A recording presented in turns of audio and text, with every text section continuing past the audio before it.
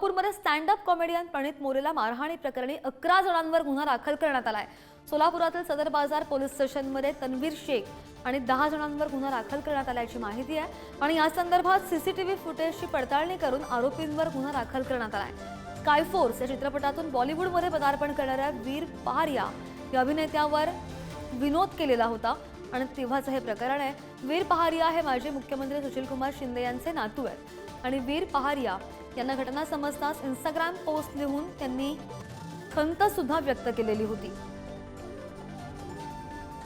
अधिकची माहिती कर आमचे प्रतिनिधी अनिकेत गायकवाड आपल्या सोबत आहेत। अनिकेत, बराच पाठपुरावा सुरू होता, मात्र आता या मारहाणी प्रकरणी 11 जणांवर गुन्हे दाखल करण्यात आलेले आहेत।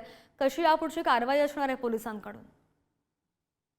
श्रद्धा, आपण जर पाहायला गेलं तर सोलापुरामध्ये जे आहेत ते कॉमेडियन प्रणित मोरे याचा मोठा शो जो आहे तो ठेवण्यात आलेला होता आणि या शो दरम्यान सेल्फी काढण्यासाठी वीर पहारिया यांचे 11 ते 12 समर्थक जे आहेत ते स्टँडअप कॉमेडियन प्रणित मोरेंच्या जवळ आले आणि त्यानंतरनं वीर पहारिया यांच्याबद्दल स्टँडअप कॉमेडियन प्रणित मोरेंनी केलेल्या वक्तव्याचा जाब जो आहे तो विचारण्यात आला आणि त्यानंतरनं प्रणित मोरेला मारहाण देखील या 11 ते 12 जणांकडून करण्यात आलेली होती।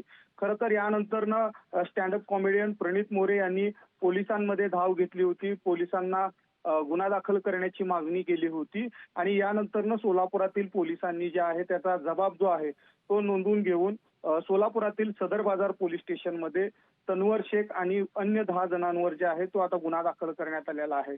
खरं तर स्काय फोर्स या चित्रपटामधून बॉलिवूडमध्ये पदार्पण करणाऱ्या वीर पहारिया यांच्याबद्दल प्रणित मोरेने जो आहे तो विनोद केला होता आणि यानंतरच त्यांचे समर्थक जे आहेत ते आक्रमक होत सोलापूरमध्ये स्टँडअप कॉमेडियन प्रणित मोरेवर जो आहे तो हल्ला केला होता आणि याबाबत सीसीटीव्ही फुटेजची पडताळणी जी आहे ते पोलिसांनी केलेली आहे आणि तन्वर शेख सह 10 जणांवर आता गुन्हा दाखल जो आहे तो सोलापुरातील सदर बाजार पोलीस स्टेशनमध्ये करण्यात आलेला आहे। खरं तर वीर पहारिया हे देशाचे माजी गृहमंत्री सुशीलकुमार शिंदे यांचे नातू आहेत आणि त्यांनी वीर पहारिया यांनी ही घटना समजताच त्यांच्या इंस्टाग्राम पोस्टवर देखील खंत व्यक्त केली होती। बरोबर, गुन्हा तर दाखल झालेला आहे 11 जणांवर आणि पुढची कारवाई सुद्धा पोलीस करतायत। अनिकेत, धन्यवाद दिलेल्या सविस्तर माहितीसाठी।